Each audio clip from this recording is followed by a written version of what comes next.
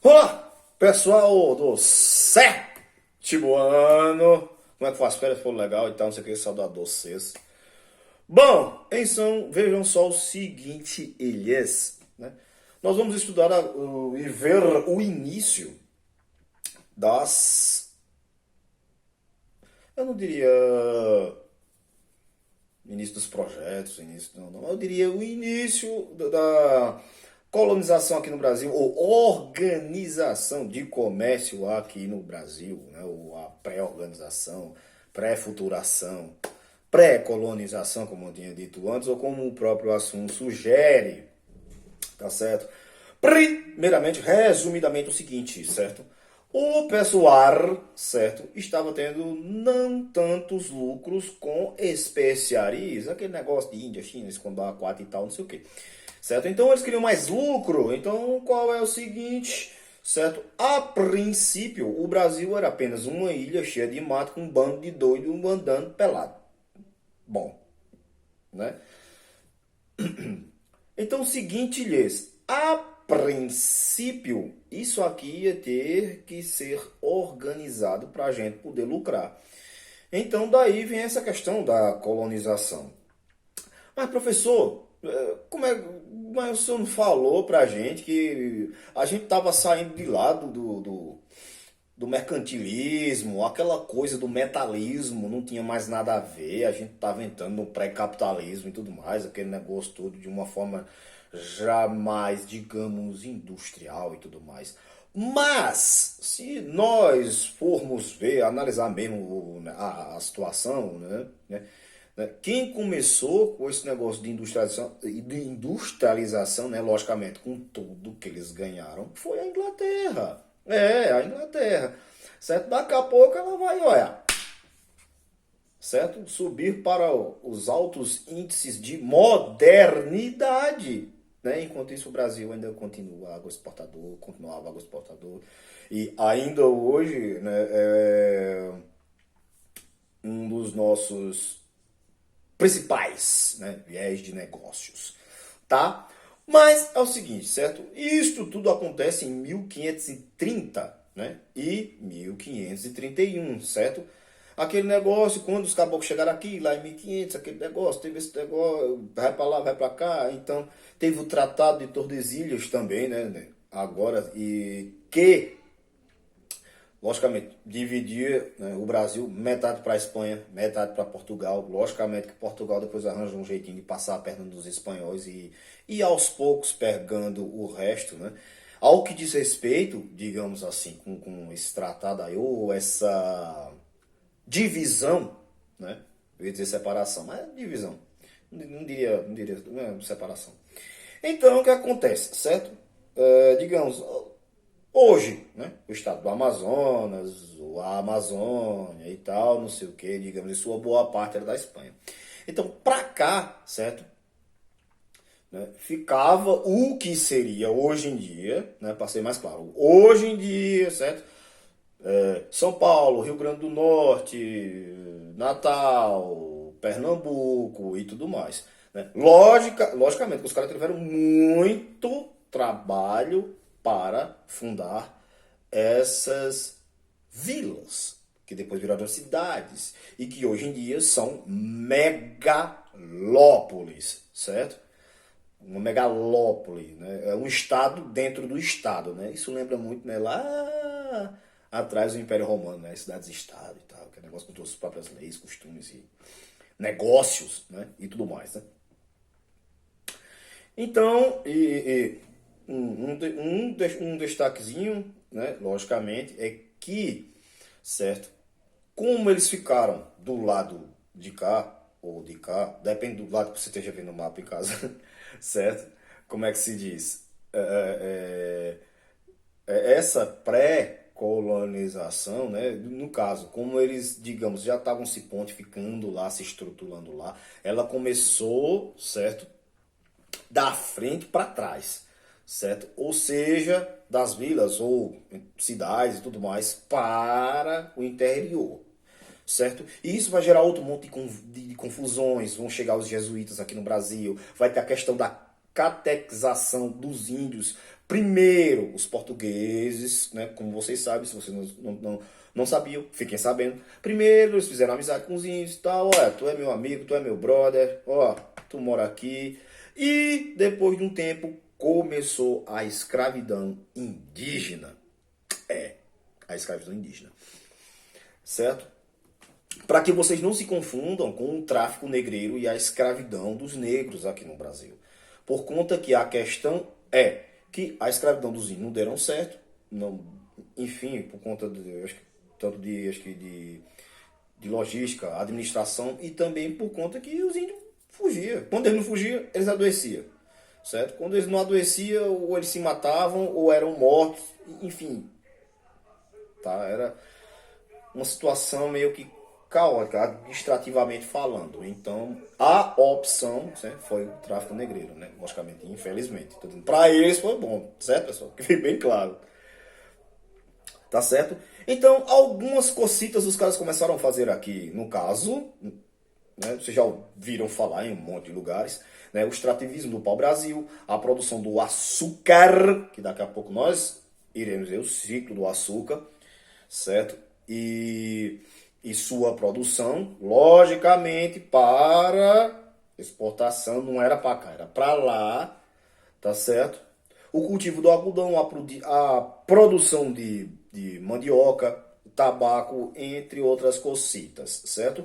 Outra observação, muitas vezes o cara vem pensar que, eita, como é que se diz? Primeiro foi um ou o outro. Mas assim, né, diga-se de passagem que eles meio que se encontravam nesse processo comercial, certo? Mas logicamente, e principalmente aqui, o que nos diz respeito ao estado de Pernambuco, né, Alagoas e outros lugares, né, foi a cana-de-açúcar que, digamos, que prevaleceu, né? Depois café, depois seringueira, depois outras coisas e tal. Mas isso é lá pra frente, tá bom? Então, logicamente que a colônia, você vai morar aqui, né? Que antes eles não queriam morar aqui, certo?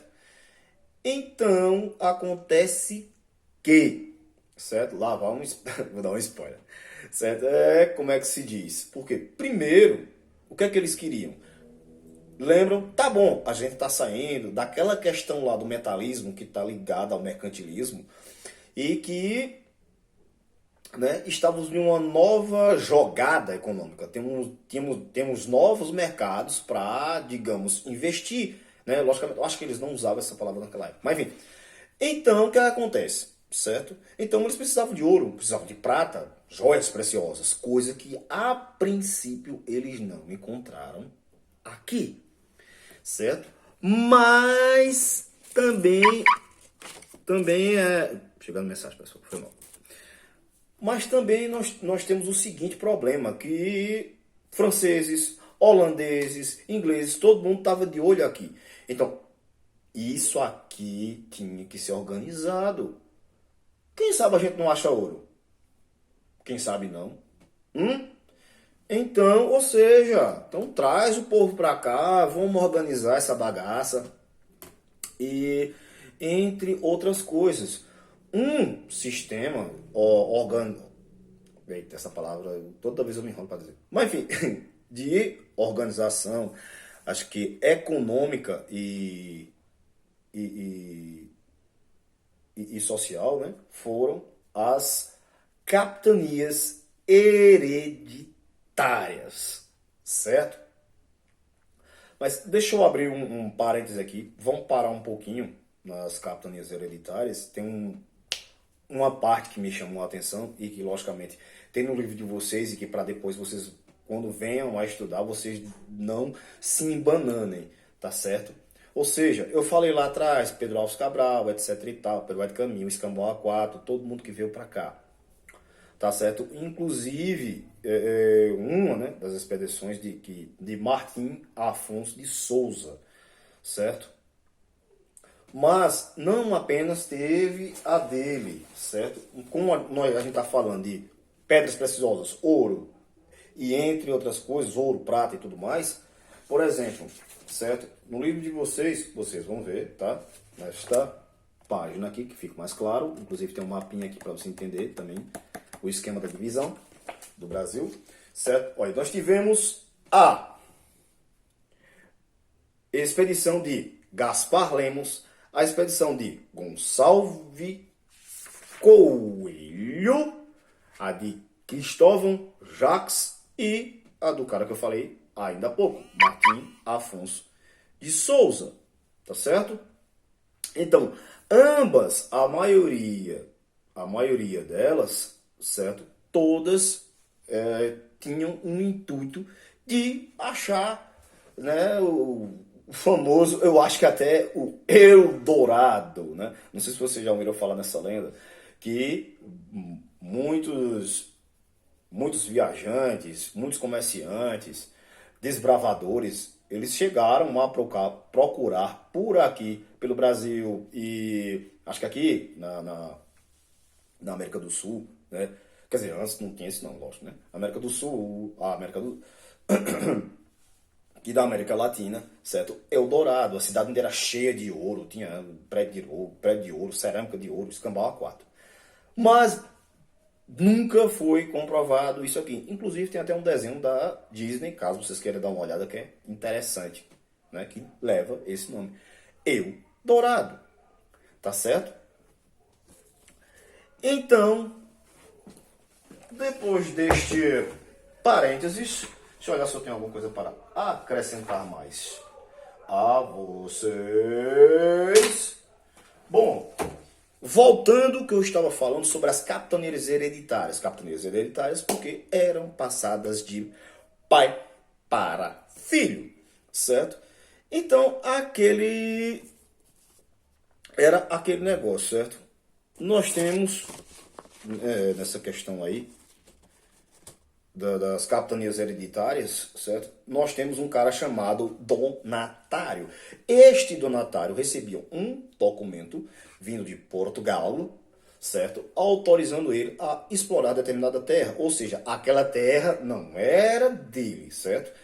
Ou seja, a obrigação dele era desenvolvê-la, certo? E, logicamente, parte dos lucros era repassado para Portugal. Inclusive,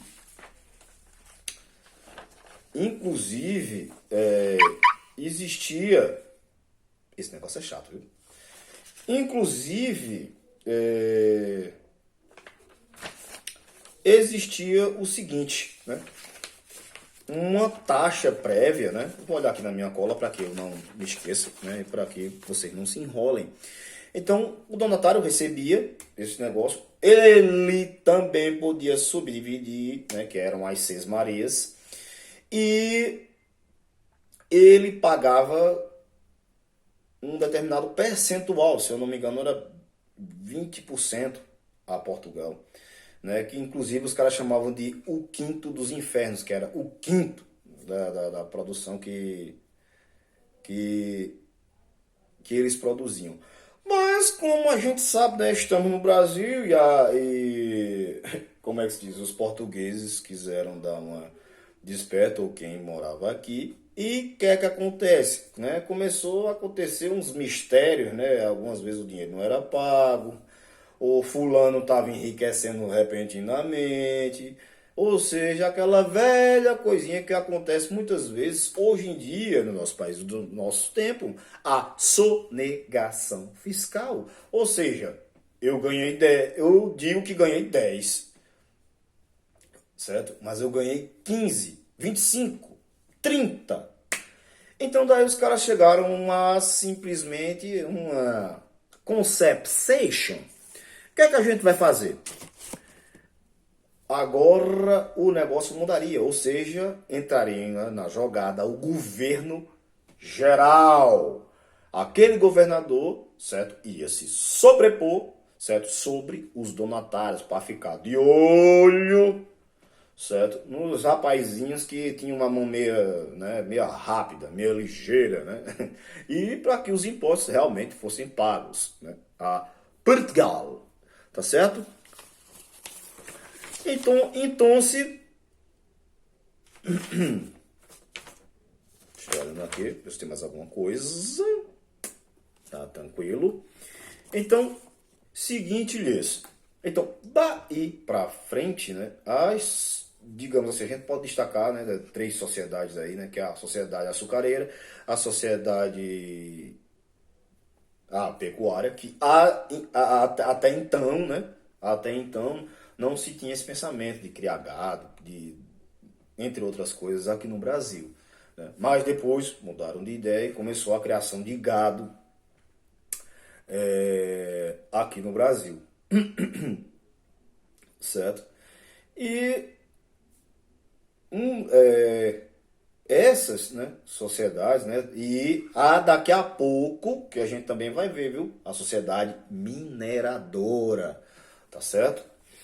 Então, muitas delas, elas não tinham esse modus operandi de, assim, uma variação, uma ascendência social, tá certo? Inclusive, a açucareira, ela não tinha muito essa mobilidade, mas já a mineradora e a pecuária, digamos, você poderia crescer, você poderia ascender socialmente, tá certo?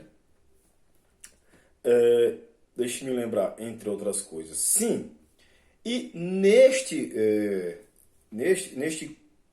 contexto, tivemos várias e várias rebeliões. Inclusive, falando, né, da classe mineradora, Minas Gerais, Inconfidência Mineira, já por conta da mãozona do Estado português, certo? Na